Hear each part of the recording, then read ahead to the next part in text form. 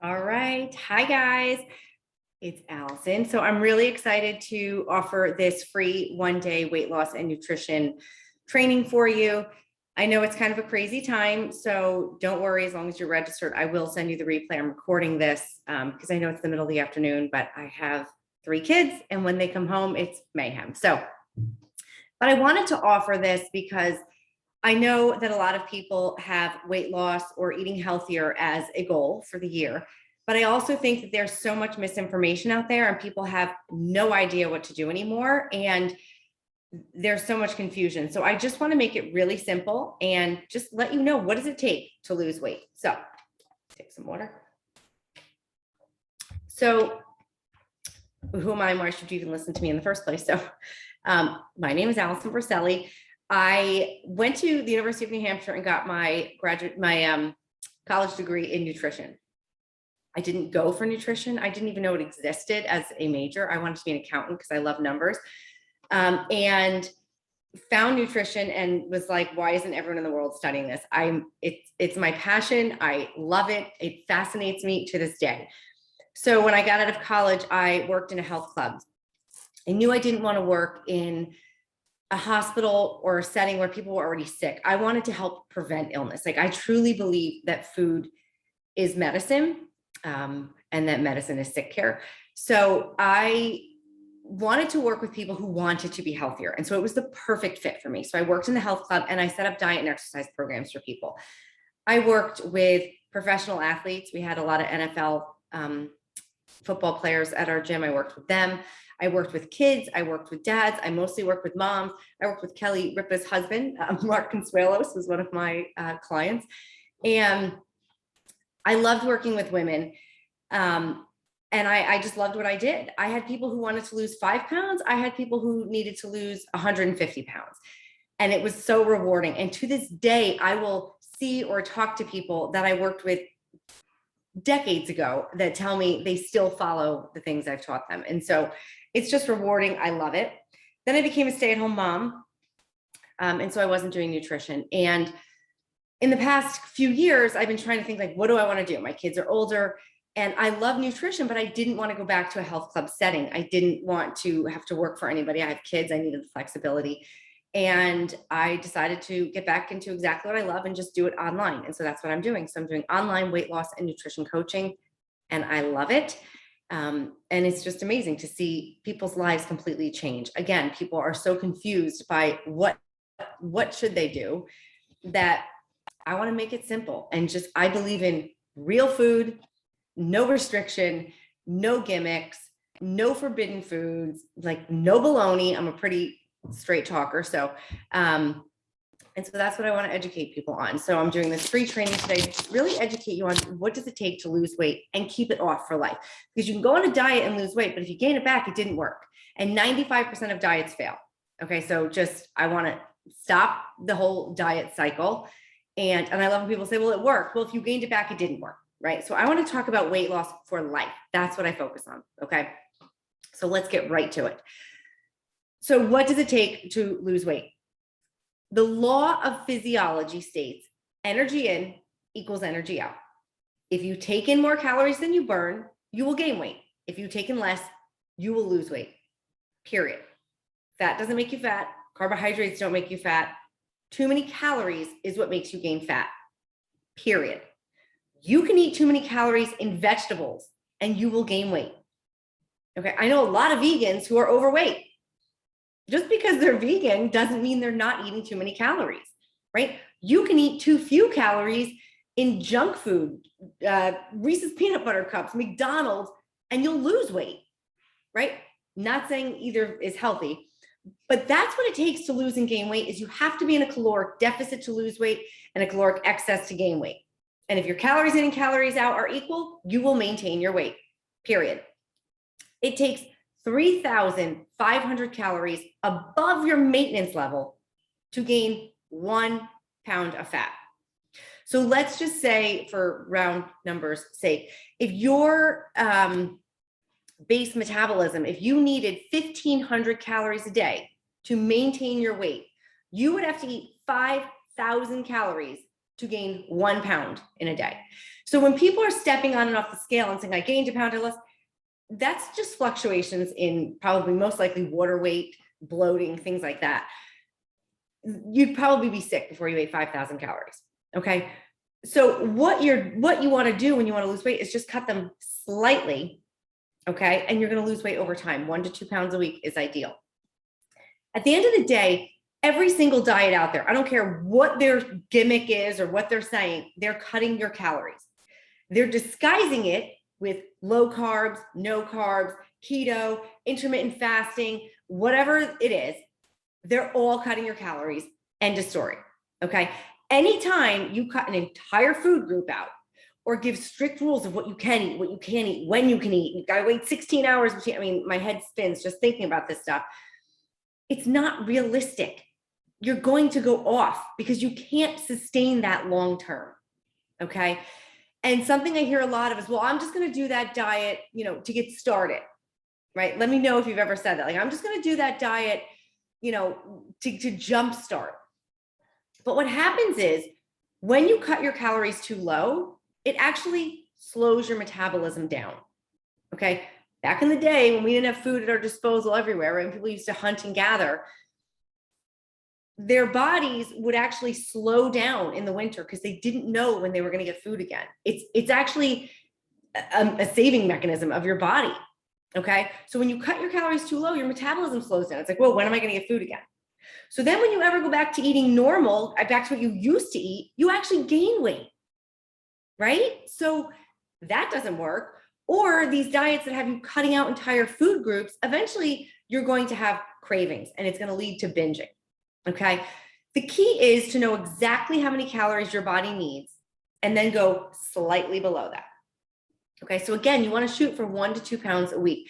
And if you're losing more than that, in the beginning, some people might, because they might lose water weight, but if you're losing more than that, it's not sustainable and you'll slow your metabolism down. And that's where the yo-yoing comes in. Okay. What I do when I work with my clients, I have a 6-week weight loss program. When I work with them, I figure out exactly how many calories they need based on their base metabolic rate. Okay. Based on their height, their weight, their age, their activity level. And then I cut the calories slightly, about 250 calories a day. We add in exercise to increase that deficit. Okay. And now you're losing 1 to 2 pounds a week. And what we do is we learn how to eat all the foods we love within those calories. I don't believe in bad foods. I believe in better choices. Like, are vegetables a better choice than Reese's peanut butter cups? Yes. But if you want to lose weight, you can lose it on Reese's peanut butter cups. And I'll never tell you you can't have them. You just have to fit them in. And you're going to feel better when you eat healthier. But we'll talk about that. I think that one of the biggest problems with all of these diets is, you start out, you're motivated, you're gung-ho, and it's like, oh, it's okay. I'll do without carbs because I want to lose weight. But the minute you tell yourself you can't have something, odds are you're going to want it more. Okay. If you tell yourself something's, quote, bad, you're going to feel guilty if you eat it. Right. Then you feel guilty. And then it's like, oh my gosh, I shouldn't have eaten that. Well, I blew it. I might as well eat everything. I'll start over on Monday. Right. Anyone ever do that? Right. It's so common when it's like you feel guilty. You feel guilty because you've labeled that food as bad. When in reality, there is no bad food. It's just food. Yes, there's better choices, but it all fits in. Okay. There's no bad foods and nothing is off limits. You just have to fit it into your calories. Okay. One of the things I make my clients do is keep a food journal. And I get it. People are probably like, ugh, who wants to keep a food journal? I get it. But it's because people don't even realize they're eating half the time. And I feel like moms are the worst offenders of this because we're so busy preparing meals typically for everybody else, right? We're making breakfast for the kids. We're packing lunches. We're getting dinner ready. And how many times are you taking a nibble of that, a lick of the spoon, right? Your kid didn't finish their food. You finish it for them. The last few sips of their orange juice.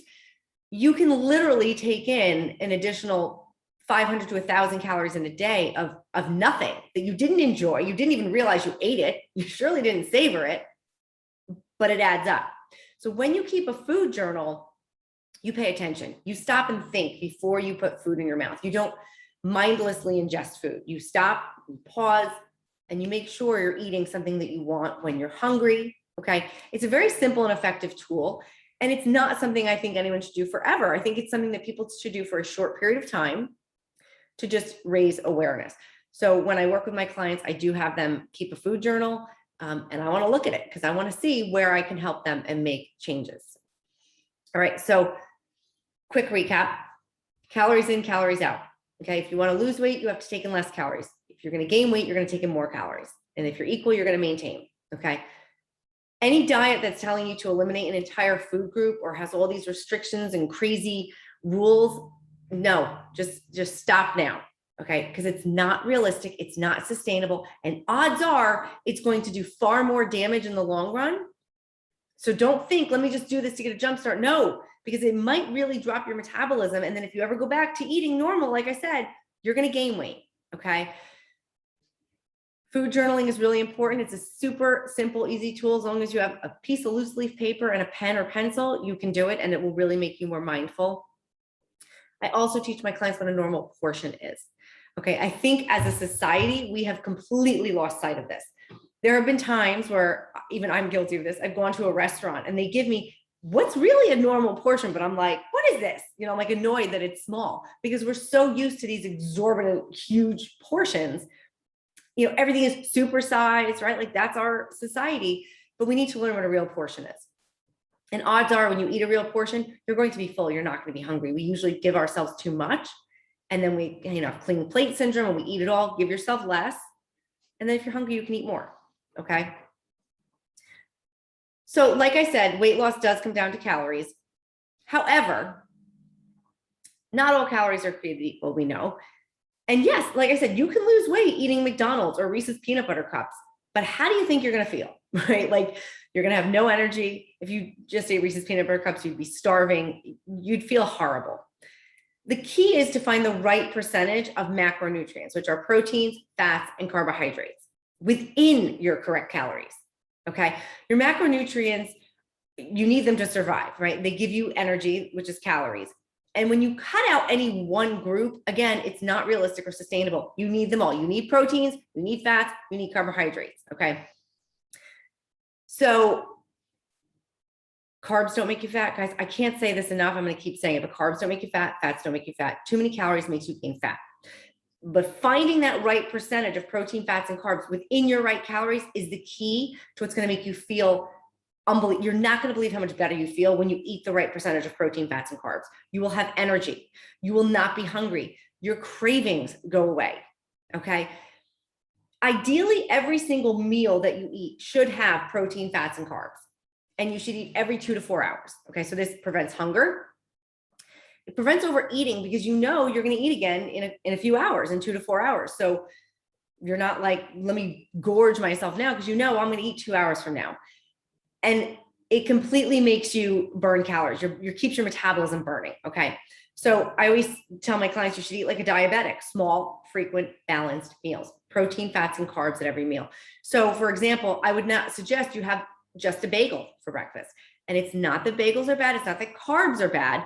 You're not going to feel great. Okay. Carbohydrates burn very fast, right? Think of your stomach as a furnace. And when I want to feed you the right way, I'm trying to build that perfect fire in your stomach. Okay. So when you're building a fire, the carbs are the paper, right? Again, they burn like this. The protein is the sticks, burns a little slower, and the fat is the logs, burns really slow and stays with you. When you have that right combination, you're going to keep that fire burning. You're going to feel great. Okay. So like I said, when you eat a bagel, it's going to burn really fast, but also just eating those carbs is going to spike your blood sugar. And when your blood sugar spikes, what's going to happen? It's also going to go down and your blood sugar is going to crash. And when your blood sugar crashes, what do you think your body's craving? Sugar, right? If you're low on blood sugar, your body's going to want sugar. And that's where this whole up and down, like craving sugar, people get the 3 in the afternoon crash, right? When you eat properly, you will not get that. You're just going to stay nice and steady all day. When you eat protein, fats, and carbs together, it blunts that sugar response, keeps you feeling great. Okay. So your blood sugar doesn't spike. Again, it's going to prevent cravings. It's going to prevent hunger. You're going to have more energy. You're going to feel so much better. And you do it slightly below those calorie needs. And now you're losing weight and you feel great. Okay. So again, this is what I do. I wish I could, give everybody exactly how many calories they need and protein, fats, and carbs, but it's a process. I have intake forms people fill out, and then I make menus for you. But what I do is figure out the exact calorie needs, again, based on height, weight, age, activity level, and then the right percentage of protein, fats, and carbs. And I set up meal plans to show my clients, like, what does a perfect day look like, right? This is what you should eat in a day, and then how to make exchanges. And I have them keep a food journal and share it with me so I can make adjustments as we need, and make sure that they're losing weight and feeling great. Okay. So a couple quick examples. Obviously, proteins are going to be things like meats, eggs, peanut butter. Carbohydrates are fruits, vegetables, grains, breads, and fats are oils, butter, nuts, and seeds have fats. They also have a little bit of protein. Avocado. So a better breakfast than a bagel would be like half a bagel with some peanut butter on it, or half a bagel with an egg on it, right? Because now you're getting fats. Eggs has fats and protein, and it's going to make you feel better. I love giving clients things like toast with peanut butter and a glass of milk, or yogurt with some granola and fruit, avocado toast. We do omelets. It's real food, okay? I give my clients all real food, and we'll talk about that more, but there's no special diet. There's no special, you make a meal for yourself and for everybody else. You're eating real food. And when people ask me, what do they eat in my program? What do you like? That's what you're going to eat, because you need to eat what you like to make it realistic. Okay. And we're just going to fit it in your calories. And I show people how to fit that in. Okay. So I want to talk really quick about water, because I'm about to take a sip of mine. Hydration is really important in weight loss. 60% of the human body is made up of water, and the more water you drink, the more you'll flush out. So it actually is going to help get rid of any water you're retaining. So that's great. But a lot of times people eat when they're actually thirsty. They think they're hungry, but they're actually thirsty. So the next time you go to reach for food, grab a bottle of water or a big glass of water and drink it, and see if you're still hungry, because it might just be thirst. Okay. You want to aim for a minimum. This is the minimum. A half an ounce of water per pound of body weight. So if someone weighs, say, 150 pounds, they want to drink a minimum of 75 ounces of water a day. Okay. I drink an absurd amount of water, but I didn't always. I never drank water. And what I started doing years ago when I worked at the gym, because I was telling my clients to do it, I couldn't tell them to do something I wouldn't do. So what I would do is I'd get a 32-ounce water bottle, and I would want to drink 3 of these a day, because I want to get 100 ounces a day. Obviously it's more than my weight, but that's just what I always shot for. And I still do. What I started doing was setting goals for myself. Like, okay, you have to finish 1 bottle by 12, the next bottle by 4, and by 8. And I would look at the clock and I would force myself to drink. And I did have to force myself in the beginning, but I got to a point where now I just can't not drink water all the time. Like, I'm so used to it. So try something like that. Get a water bottle that you like, that, you'll have with you at all the time, and set goals to finish 1 by a certain time, and try to do a minimum of half your body weight in ounces of water. All right. Okay. So next thing I want to talk about is exercise. Exercise is a really important part of any weight loss journey. So like I said before, energy in equals energy out, right? And so to lose weight, you have to take in less calories, but you don't want to decrease your calories by a lot, right? Because you don't want to lower your metabolism. And that's where exercise comes in. To lose more weight, you can increase your energy output, right? So instead of, maybe I only burned 1,500 calories a day. If I exercise, I might burn 1,750, right? So that's where you can get a bigger gap and lose more weight faster, okay? So you can do cardio, weight training, and burn extra calories. You'll actually lose weight faster than just dieting alone. But there's more exciting things about exercise. Exercise helps build muscle. I mean, not only are you going to feel better, cardiovascularly, it's better for you. It's good for bone strength, muscle strength, endurance, but it also helps build muscle. And I'm not talking about bulky muscle. A pound of muscle is actually 4 times smaller than a pound of fat. So think about that. 4 times smaller. So you could have 2 people, exact same height and weight, but if one person has a higher percentage of fat than the other, they're going to be much larger. The person with more muscle is going to be considerably smaller, completely different clothing size, because muscle is much more dense and compact. Okay. The other thing about muscle that's so exciting is it's your fat burning machinery. A pound of muscle can burn up to 50 calories a day. So think about that. If you gain 1 pound of muscle through exercising and weight training, you're going to burn 50 extra calories a day just at rest, just being you. Okay.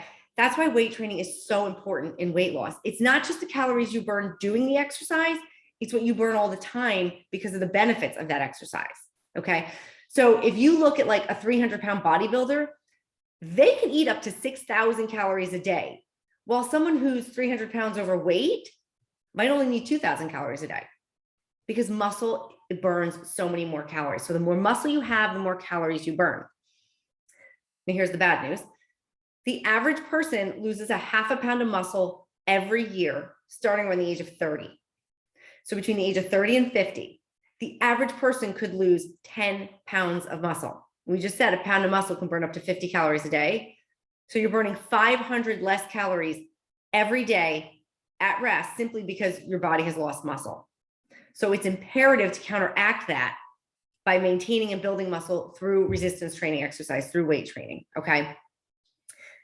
I'm going to get back to exercise, but I just want to jump in here real quick and talk about keto, because I know keto is like this huge fad right now. I hear about it all the time and it drives me a little crazy, to be honest, but it ties in with what I'm talking about with muscle. So I just want to talk about it really quick.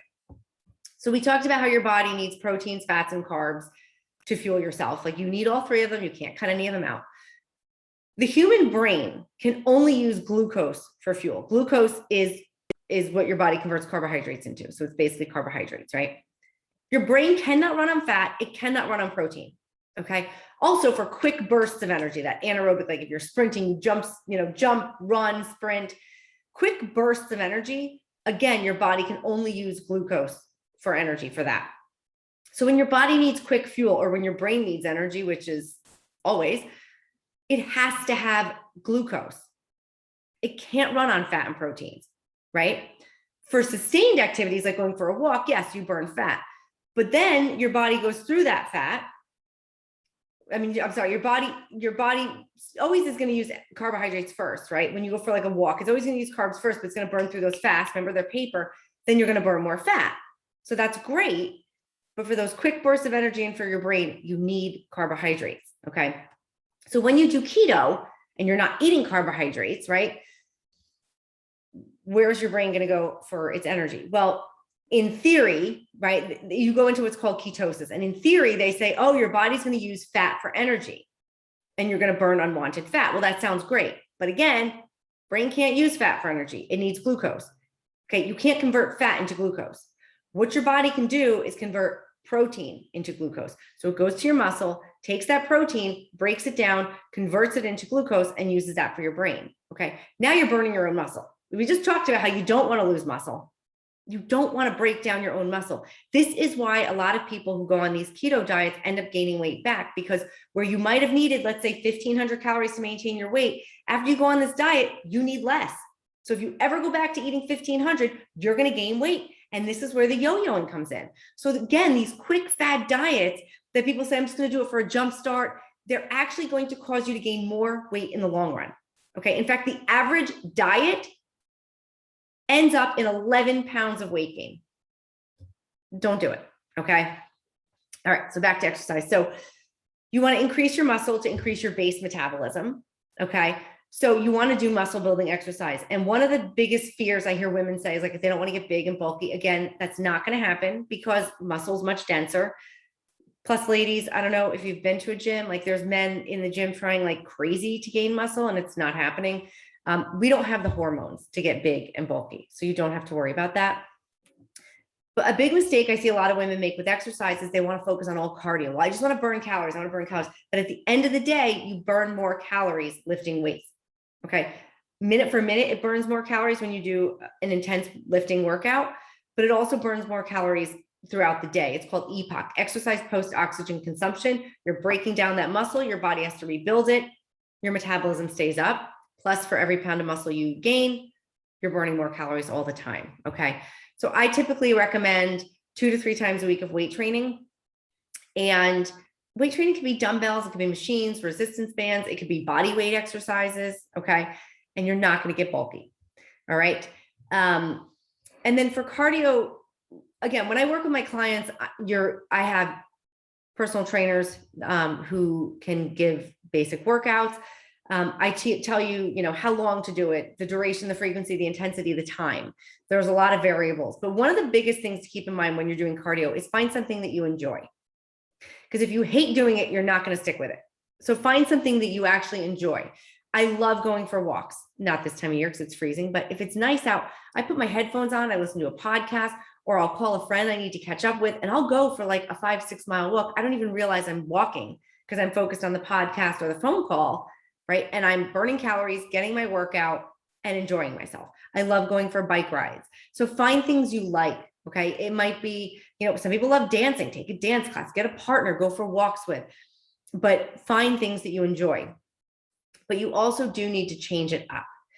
So I know a lot of people who love running, right? I'm going to use running as an example. They love to run,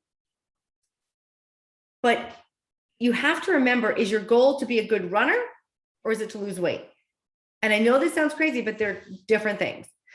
When you're running all the time, you're training your body to get better, right? So people who are training to run a race, right? You need to train your body to be efficient at running, right? So a marathon runner can go out and run a marathon and their bodies are trained machines. Yes, they're burning a lot of calories, but not what I would burn if I went out and ran a marathon. My body would be like, what are you doing to me? Because I don't run. I burn far more calories because I'm so inefficient. I never run. Does that make sense? When you want to lose weight, you need to be as inefficient as possible. So you need to try to do things that you're not used to doing. So yes, I want you to find something you like, but you've got to change it up all the time too, so your body doesn't get used to it. Okay. So again, that's something I do with my clients is work on frequency, duration, time, the mode of exercise, because you don't want to be efficient. You want to be inefficient. Okay. Because you want to lose weight. The more efficient you are, the less calories you're going to burn. Okay. So hopefully that makes sense. Okay. Moving on to, I want to talk about one of my favorite things in the world, sleep. I love sleep. I love sleeping. I get so excited at night to go to bed. Believe it or not, sleep is a very big factor in weight loss. I don't know about you, but when I'm overtired, I'm immediately reaching for food. And I'm not talking healthy food. I'm talking I'm reaching for, the first thing that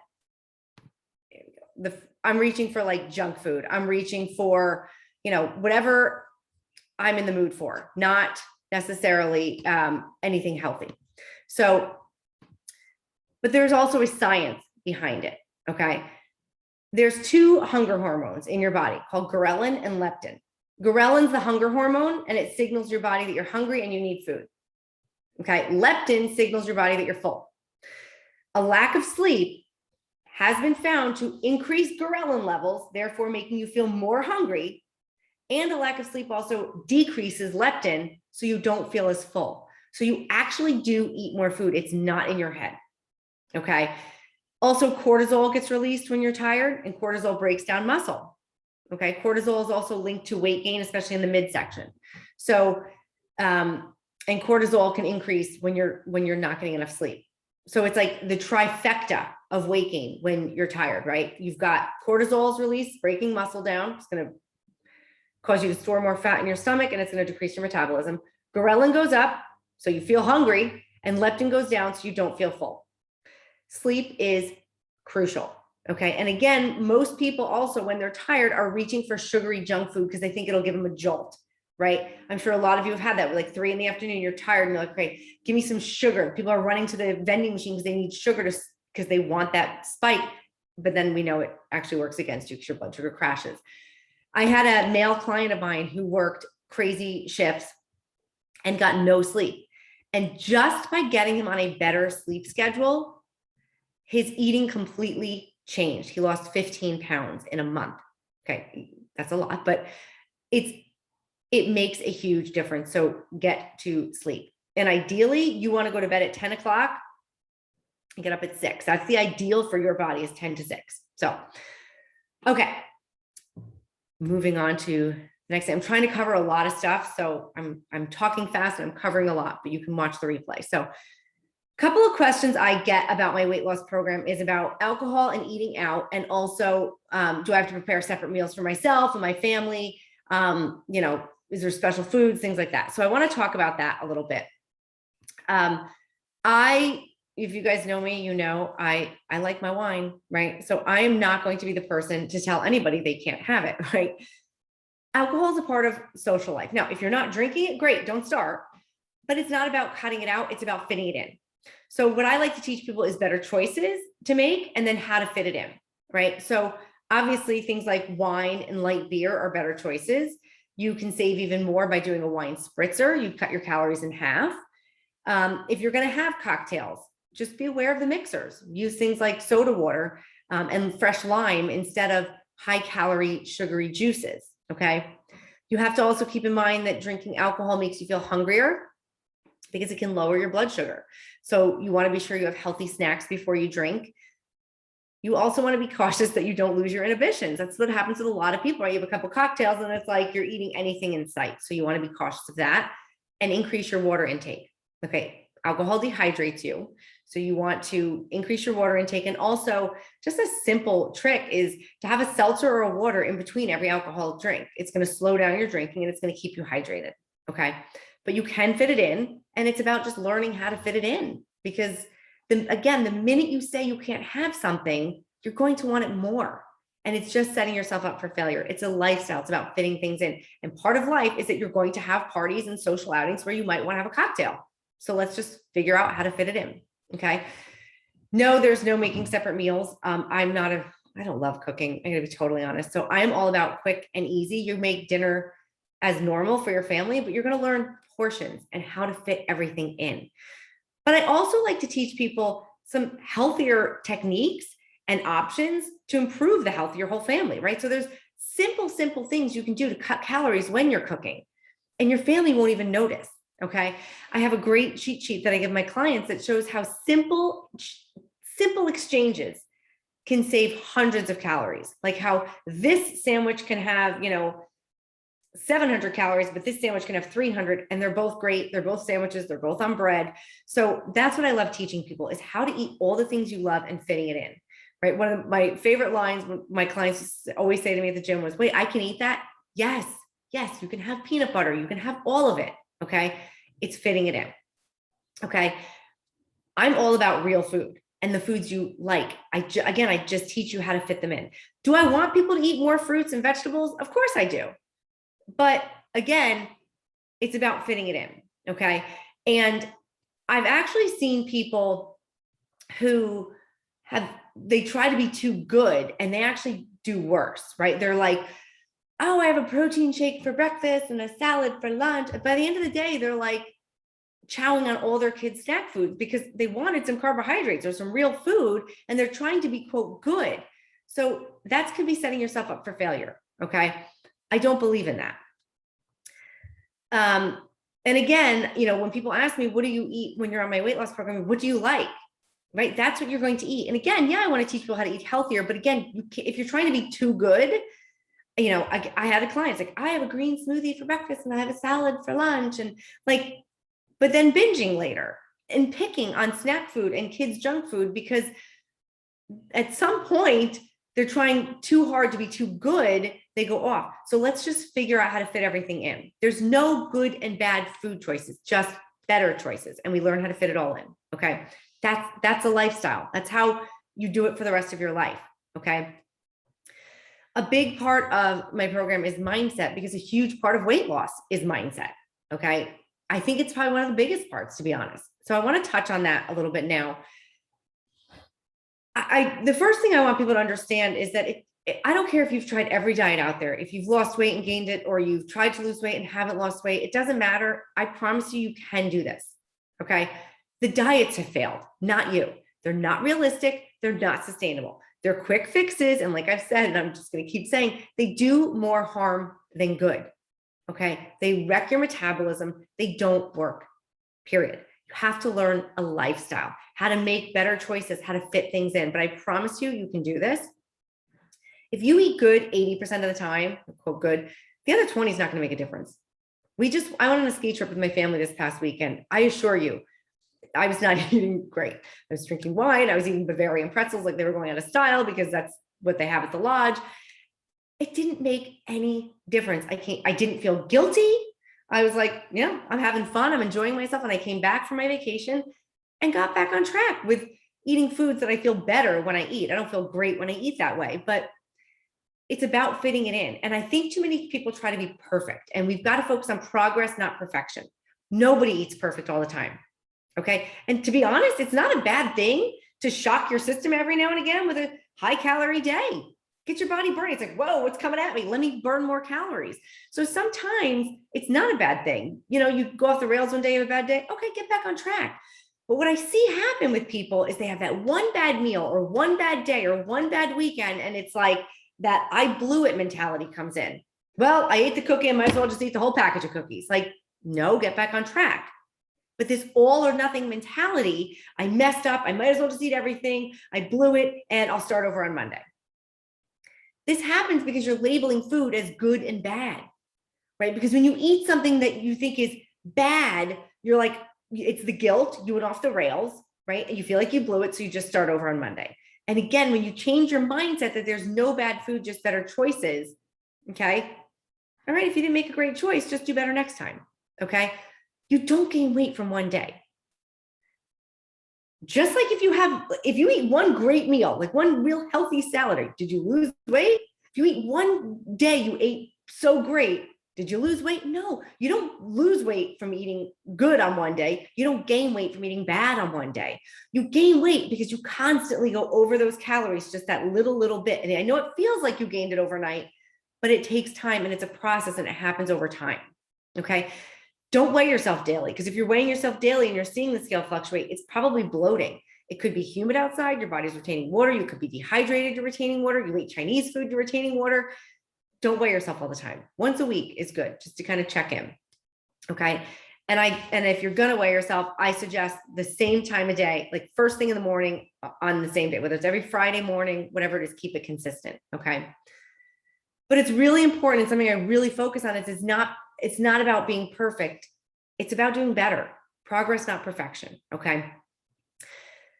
Another concept that I'm really big on is I call it cheating well. I always tell my clients, if you're going to cheat well. And I get it. I don't really believe in cheating because, again, I don't believe that there's, forbidden foods, but it makes sense and helps you understand the context of what I'm saying. So just bear with me here. What I mean by cheat well is this, right?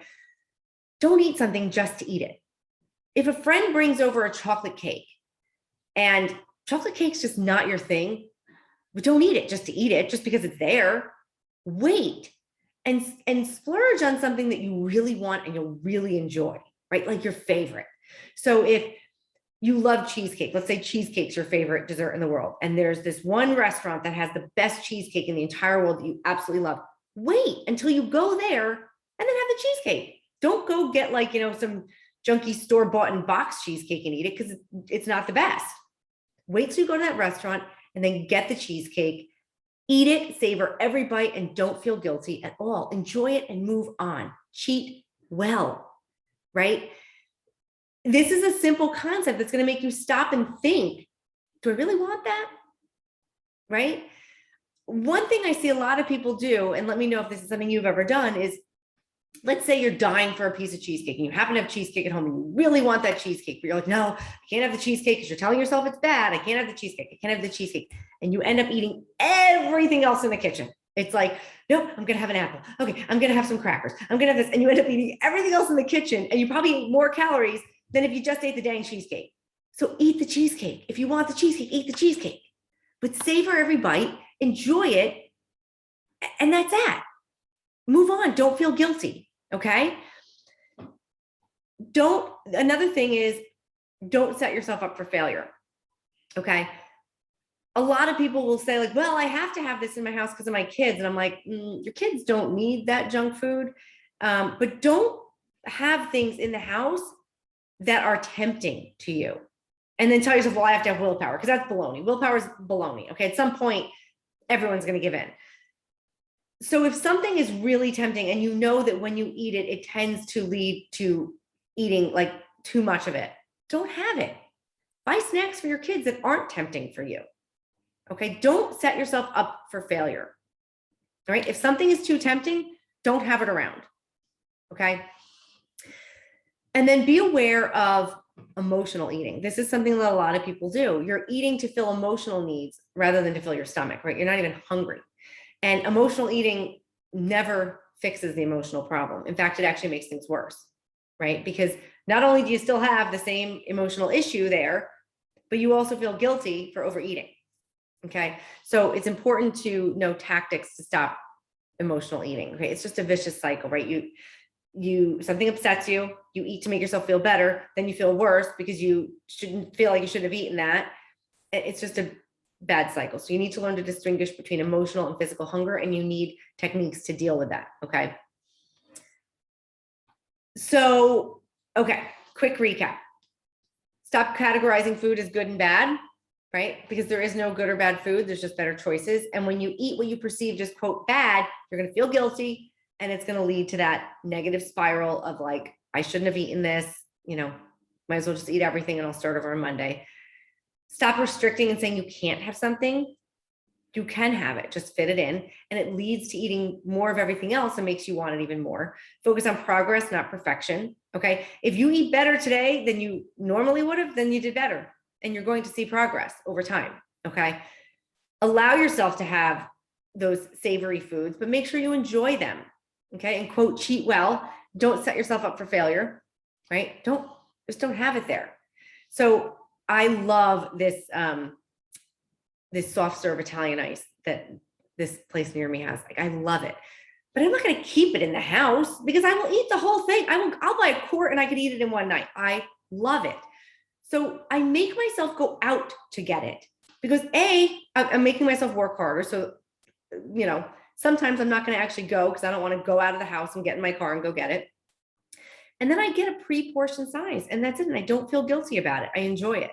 So don't set yourself up for failure, and learn to become more aware of emotional eating and if you're eating for hunger or just emotional reasons. So these are all things that I cover in my 6-week program. I am passionate about teaching people how to eat the foods they love, educating them, holding people accountable. Accountability is the glue that keeps it all together, and it's going to help you make the changes that last forever. So what my 6-week program is it's 6 weeks of live training. Every week, I'm going to educate you on, calories, carbohydrates, proteins, fats, exercise, water, sleep, my mindset. We're going to go into everything I went over today, but in a lot more detail. And then we also have a live Q&A. So every single week I'm live with you. You can ask any questions you want, and you can also send them in, submit them. I answer all your questions. I have a private Facebook group for education, accountability, support. I have tons of menus, recipes, exercise advice. We're going to educate you on food labels, macronutrients, timing of meals. But what I do is figure out the exact calories you need. And I set up menu plans with the right percentage of proteins, fats, carbohydrates, and the foods you like, and show you how to eat that. What does a typical day look like? Okay. There's a lot of worksheets and downloads available as well. So my next 6-week program begins on January 24th. The minute you sign up, I get started making your menus. You get input sheets. You have to fill a lot of information out because I need to know your height, your weight, your age, all that stuff. I need to know foods you like, any allergies you have, etc. And then I start making your menus. So you can get started losing weight before the program even begins. Okay, but it starts January 24th. When I send out the replay, I will send you the link to check it out, see more information about the program, but message me with any questions. It's $297 for 6 weeks.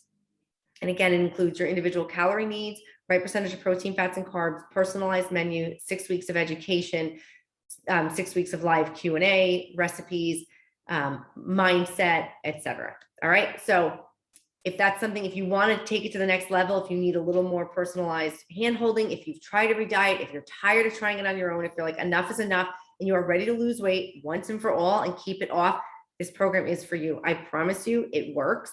I have clients still getting unbelievable results from my last 6-week program, still losing 2 pounds every single week.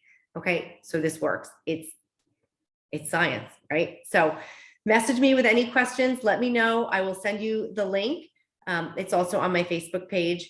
You can go to Allison Verselli or my Weight Loss for Life with Allison Verselli Facebook page.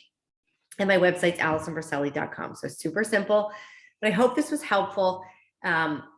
Again, I'm trying to cover an overview of a lot of information. If you want more help, if you need a little more handholding, if you want accountability, and if you want to know those exact calories and menus, then my 6-week program is for you. And let's get you signed up. And I want to help you to lose weight and keep it off for life. All right. Thanks for coming. Have a good day.